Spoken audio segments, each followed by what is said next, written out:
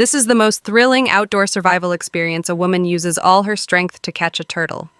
The 800-year-old turtle closes its eyes in helplessness. A pair of strangers, a man and a woman, arrive in the Central American rainforest. They bring neither food nor water. They aren't even allowed to wear clothes. They rely entirely on themselves to build a shelter to avoid the relentless rainforest downpour. They search for food in an environment full of crocodiles and insects, venomous snakes.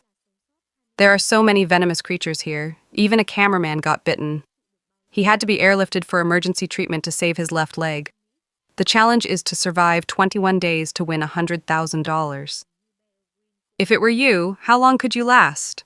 The challenge takes place deep in the jungle, a tropical region of Central America, where the terrain is treacherous and full of lurking monkeys. Even survival expert Bear Grylls would struggle here. He'd have a tough time too. The female contestant is Kim, a survival skills teacher. She joins the challenge to test herself in a real-world scenario and prove her worth. The male contestant is Sane, an adventure sports enthusiast. Since he's still single, he decided to join the show, hoping to win the prize, and maybe find a beautiful wife. Upon arrival, they strip off their clothes and greet each other. When Kim sees Sane, she feels a bit disappointed. She thinks he's a bit old, which leaves Sane flustered. Then they prepare the tools they're allowed to bring. Kim brings a fire starter, Sane brings a knife. After studying the map, they decide to head to a water source to set up camp. They reach a river full of fish and monkeys. Sane sees the cool water and quickly drinks several gulps. Then they split up to gather materials and build a shelter nearby. They finish quickly before nightfall. Thanks to their tools, they easily start a fire. Exhausted, they rest for the night with empty stomachs. The next day, heavy rain pours down. They wake up shivering but are determined to find food. Sane spots a highly venomous snake under a rotting log. Those who've been bitten by this snake know the danger it poses. Once it bites you, you won't make it 5 steps before collapsing, but Sane doesn't care about the danger right now, driven by intense hunger and a hunter's instinct buried in his DNA. The primal instincts of a man are awakened. Amid the howls of monkeys, Sane swings his stick, venom splattering everywhere. Luckily, his strike is precise. He controls the snake's sharp tongue. After dealing with the tongue, a lavish dinner is finally ready. The monkeys watch, practically drooling, bringing his prize back to the shelter. Kim marvels, saying it's huge. They discuss how to cook it to make the most of the snake meat. After some thought, Kim volunteers to clean the snake by the stream. The snake's heart still beats strongly. They decide to roast the whole thing, eating every bit without waste. That night, around the campfire, they feast heartily. After days of hunger, they finally enjoy a hot meal. By day 13, the novelty has worn off. Sane sits quietly by the riverbank. Kim worries that Sane thinks she's too weak, not contributing enough to the team. That night, disaster strikes their shelter. They didn't tend the fire carefully, causing the shelter to catch fire in the middle of the night. The next morning, seeing thick black smoke, Sane falls into despair. Kim doesn't know how to comfort him. She resolves to do something about it, while sitting by the river thinking. A playful turtle appears. Kim catches it, declaring they'll eat it today. The turtle's rich meat lifts their spirits. Sane even asks to eat turtle eggs. After enjoying the best parts, Sane smiles, satisfied, leaving the head for Kim. On day 16, after overeating the day before, Kim falls ill, vomiting nonstop by the river. Her frail body and scarce food reserves leave her increasingly exhausted. She can only lie in the shelter. Sane takes on all the work. After 3 days and nights, Kim recovers somewhat. On day 20, they decide to head toward the finish line. They camp one night by a waterfall. Sane's experience allows him to care for Kim consistently. Vines full of clean water are convenient for drinking in the wild. That night, with no shelter, they sit together, awaiting victory.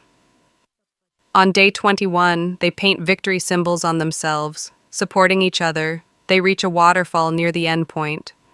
They cry tears of joy.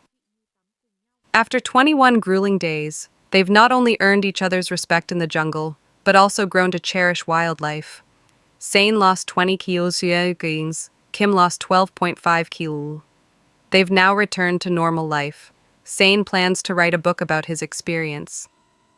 Meanwhile, Kim continues studying and preparing for new adventures. New ones. In the next episode, two of the toughest contestants join the challenge. They start by roasting a local delicacy over the fire. There are fun moments like bathing together. At night, they cuddle for warmth.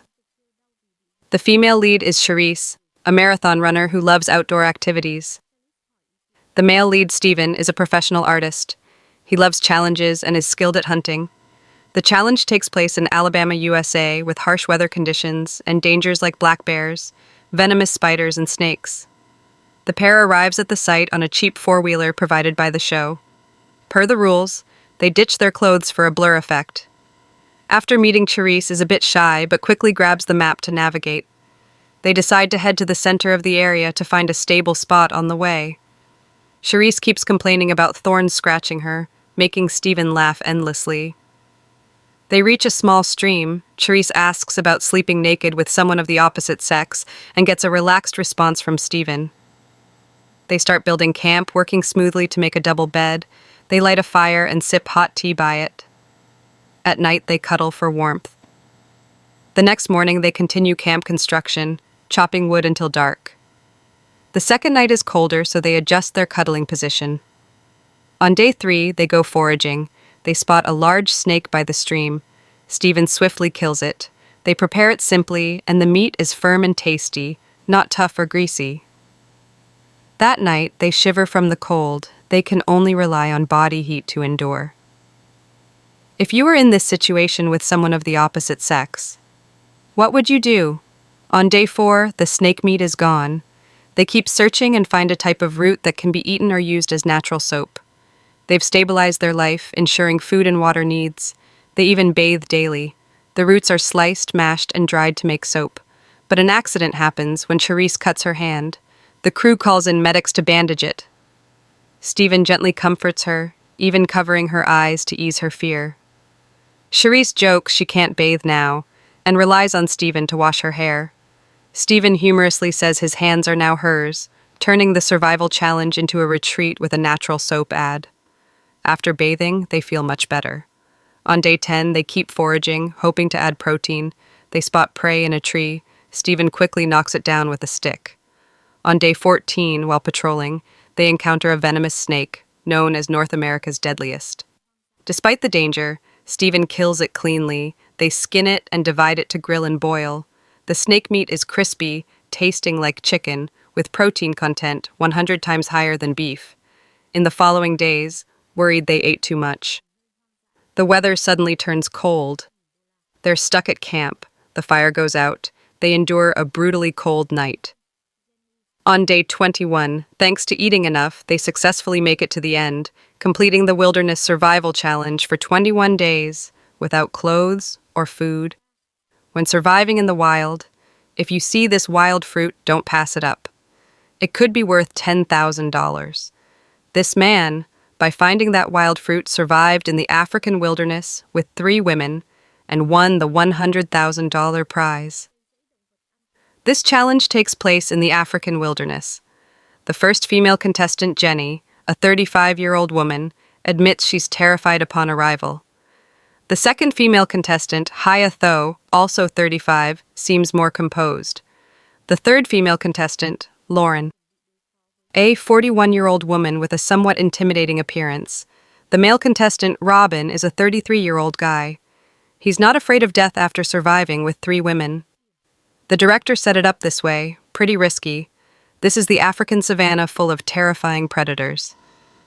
But compared to these 3 women, I think they're scarier than wild dogs or lions.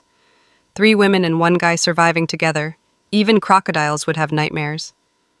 Upon arrival, the women start undressing, laughing and joking, which makes me nervous. Robin bribes someone to prepare for dangers. Hopefully, he doesn't get drained dry. By these 3 women, Jenny and Haya Tho meet first. Jenny, aside from her name, has flaws everywhere. Haya Tho looks like a charming woman with fair skin. When Lauren arrives, the other 2 are shocked. They didn't expect a group of 3 women.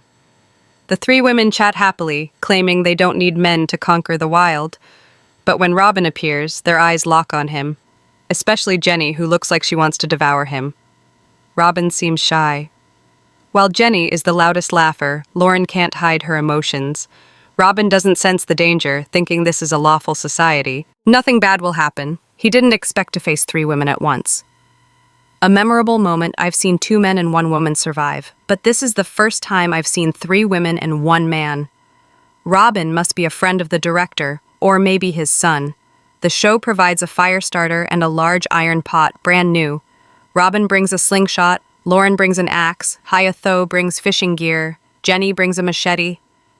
The tools are quite complete. Jenny talks a lot, so I have to tell her to tone it down. After picking a spot, they start their trek. Despite the scorching weather on the way, they chat cheerfully. They walk 7 kilometers to a river to build a shelter. On the first day, though the path is hot, they're engrossed in conversation. Lauren has training in biochemistry. She can identify plants and gather wild food and loves hiking in the wild. Jenny is used to going barefoot from living in Hawaii. She enjoys hunting and climbing. Along the way, they see wild fruits and gather some to bring along. They finally reach the river, a place rich in resources. With this big river, fishing should yield results. However, Hayatho worries about predators, so she wants to quickly find a safe spot to build a shelter. After picking a good spot, they start constructing the shelter. Everyone is enthusiastic, especially the women. They work hard, much better than those who just want to eat and do nothing. Honestly, this group of women is strong. If food is secured, they could definitely last until day 21.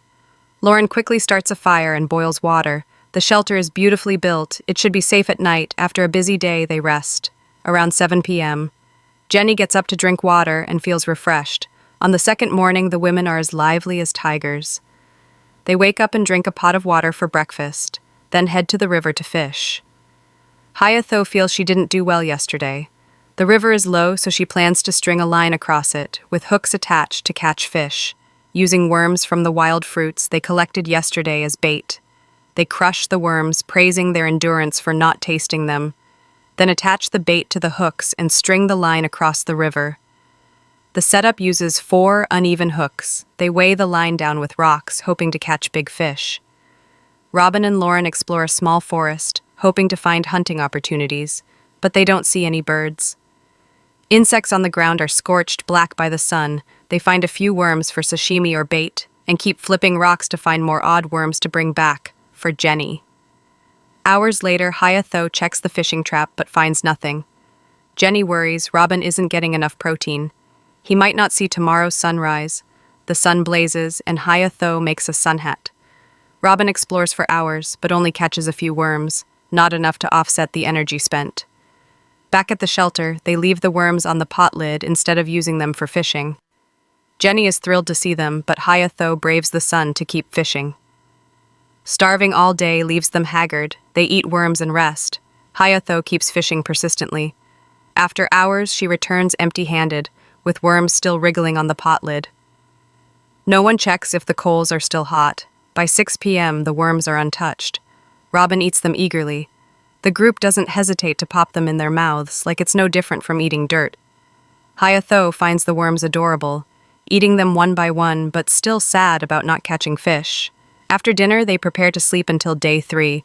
They didn't sleep well last night. Early morning, Hayatho thinks of new fishing strategies. While making a fishing rod, she grins widely. She seems to love fishing. Jenny, in charge of hunting, also finds fishing tough. They need a creative approach. After finishing the rod, Hayatho goes fishing. Robin prepares to go forage. Hippos roam nearby, still alive and well. Why not consider catching one to eat? The sun is scorching now. Robin walks more comfortably. Guinea fowl are everywhere here. Why doesn't he use his slingshot to shoot one to eat? He keeps saying he's losing weight, just lying there watching the scenery. Is this how he challenges guinea fowl? Meanwhile, Hayatho and Jenny keep trying to fish. Having supportive teammates is great, but they wait so long and still catch nothing. Jenny starts losing hope. In the blazing sun, people feed fish. They should at least get a few bites. Though Jenny is dark and unattractive, her kindness is admirable. From morning until past 4 p.m., they fish relentlessly, and Jenny's skin whitens from the sun. Hayatho tries to stop Jenny from leaving, but she won't listen. Fishing is fine, but making Jenny's skin whiter? No way. Hayatho's passion for fishing is immense. Robin just watches the scenery, saying hunting requires patience. Suddenly, he spots a small prey, but it runs too fast to catch. Finding prey in this grass is incredibly hard. At night, as a lion appears near the shelter, Jenny doesn't know what it is. Everyone goes on high alert. The lion lurks nearby, waiting for someone timid to step out. Hayatho hears its roar clearly, and the group is too scared to sleep. On day 4, Robin gathers firewood and sees deep paw prints, likely from last night's creature. Collecting wood is essential to keep wild animals at bay each night. Lauren and Jenny search for insects in the forest. Jenny is disappointed with fishing. In the African wilderness, protein is everywhere, yet they're eating insects. How pitiful. Please make a hunting trap to catch something to eat. Hayatho keeps fishing stubbornly, changing bait constantly but catching nothing. She doesn't even know if this river has fish. She thought she was great at fishing, but African fish have humiliated her. After gathering wood, Robin prepares to make a trap with insects as bait to get protein. A flat stone and a stick can make a trap. This kind usually catches small mice. The trap isn't guaranteed to work, but doing nothing ensures nothing. On day 5, Lauren joins the fishing team. Hayatho is sunburned black, feeling ravenous and desperate to catch a shark fin, but she catches no fish. The fishing line breaks, leaving Hayatho stunned and hopeless. She just sits, waiting for a bite. Lauren returns to the shelter and tells the team about Hayatho's state, saying she's delusional about fishing. Hayatho hasn't caught fish. Even the cameraman could get sunburned to death on the bank. Jenny thinks Hayatho is sad. Hoping she doesn't feel too pressured, she could nap and fish later, while Hayatho is exhausted by the river. Her teammates lays in the shelter. Hayatho feels responsible for fishing. If she doesn't catch anything, she's ashamed, but sometimes too much responsibility isn't good. Living carefree can be easier. Hayatho keeps hoping for a miracle. Though sleepy, she keeps fishing, switching spots constantly but only catching tiny fish. Though a bit foolish, her teammates aren't much smarter. They keep banging rocks together endlessly. Hayatho returns at dusk. The group realizes the serious issue: no food. Robin suggests a family meeting to reassign tasks, but after days of hunger, everyone is tired and lacks motivation. Hayatho feels she's contributed a lot to the group. Jenny snaps back, admitting she hasn't caught fish, but saying she contributed more doesn't sit right with her. Hayatho feels awkward. Jenny blames her for being dazed all day. Lauren knows everyone's tired and needs protein, but if Hayatho isn't fishing, lying in the shelter does no good either. If they could order food, they'd all stay in the shelter. The 21-day family meeting yields no results, but luckily, it doesn't ruin their harmony. On day 6, Lauren brings 2 frogs for Hayatho to use as bait. This woman is admirable. At least she keeps trying to find food, far better than players who just lie there starving. Maybe Hayatho doesn't need to sit waiting for fish. She could set the rod and do other tasks. Robin checks his hunting trap. The stone has fallen, but nothing was caught. Dizzy from hunger, he resets the trap. Jenny feels this challenge is too tough, especially finding food. They realize surviving without food is nearly impossible. Robin suggests moving camp. On day 7, early morning, they discuss. Though this spot is comfortable, they can't find food. Maybe it's a feng shui issue, so they debate where to move. Jenny picks a spot on the map, and everyone agrees. They decide to move tomorrow. But before leaving, they'll try their hardest to find food. Lauren wants to eat well before going. Hayatho still insists on fishing. Jenny boils water at the shelter and prepares ropes for tomorrow's move. Hayatho finally catches a small fish. She's so happy she could fly. Jenny is thrilled for her. If she hadn't caught it, she might have gone mad. Hayatho brings the fish back to the shelter. The tiny fish, caught after 7 days of waiting, fulfills a dream of sorts.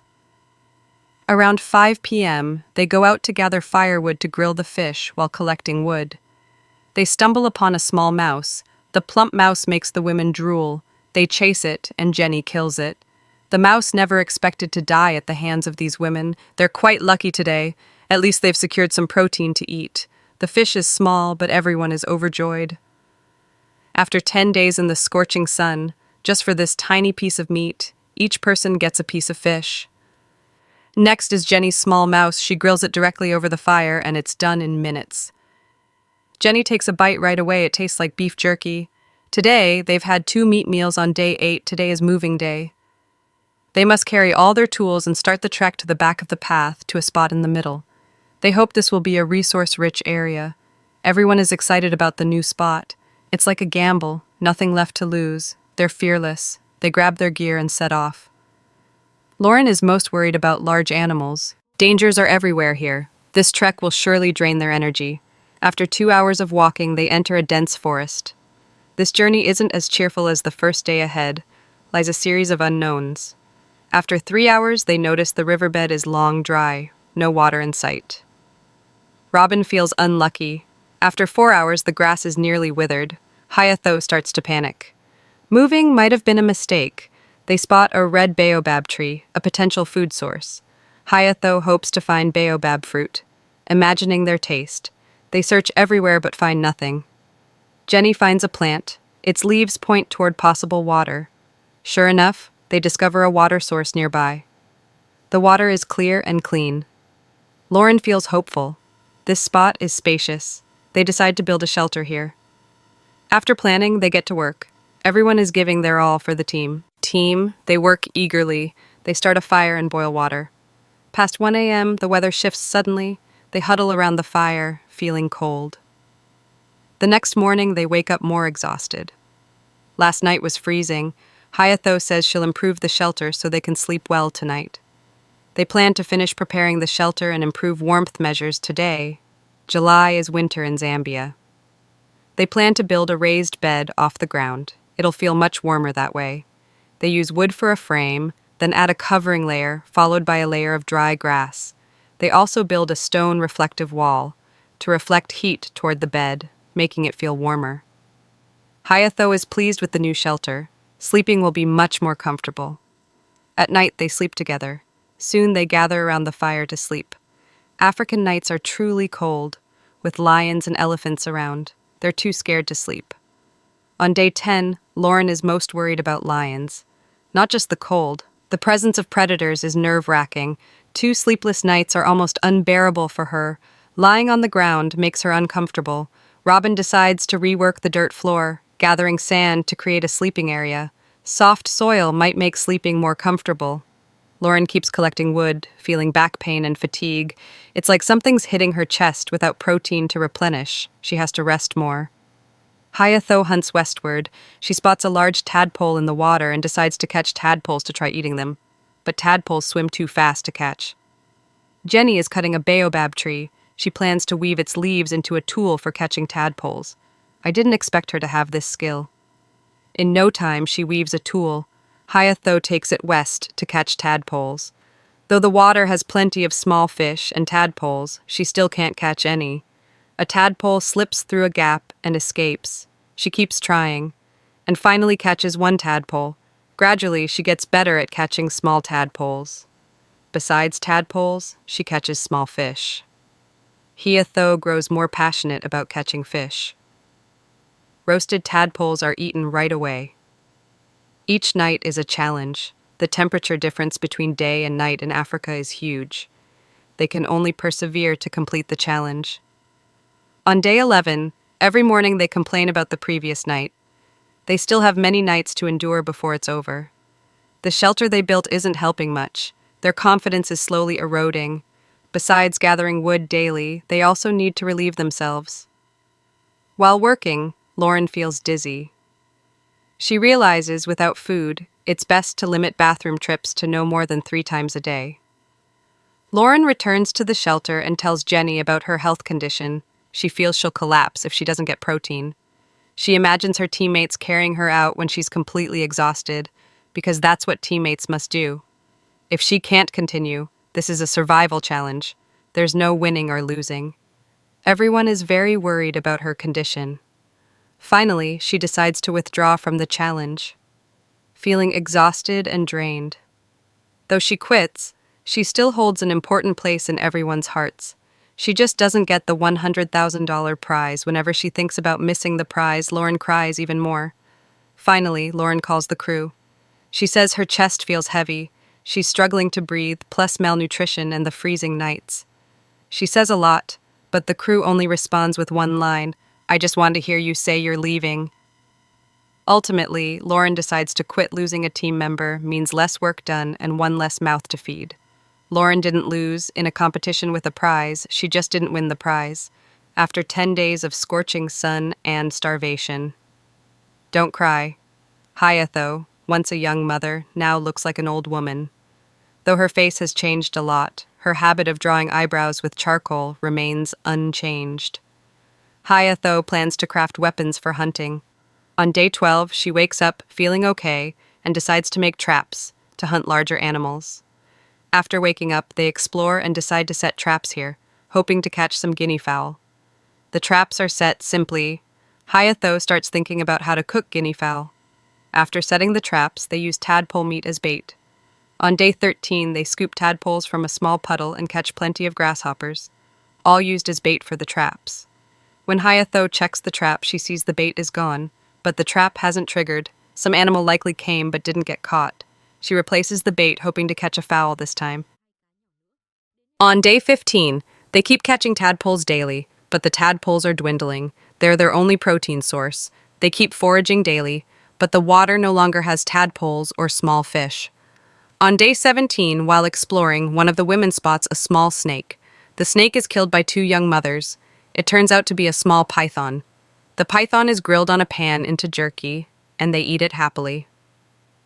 On day 18, Robin collects small stones in the west. Nearing the end, he remembers his slingshot. He plans to use it to hunt food. He sees a lizard on a rock, aims and hits it. But when he searches, he can't find the lizard. Though he hit it, there's no proof. He feels useless, unable to bring any success to the team. On day 20, departure day approaches. Though hungry, they're cheerful today while gathering wood. Hayatho spots a guinea fowl. She calls her teammates to prepare to hunt it. But before they get close, the fowl flies away. Their dream of a big feast shatters. Jenny suddenly finds a breadfruit tree. Amazingly, there are lots of breadfruit here. She didn't expect that before leaving, they'd have a full meal. These breadfruits are starchy and can replace rice. They're truly sweet and delicious, a favorite among wilderness survivors. And in emergencies, they can save your life. After this meal, they feel very comfortable. Thinking about leaving tomorrow makes them even happier. On day 21, it's departure day.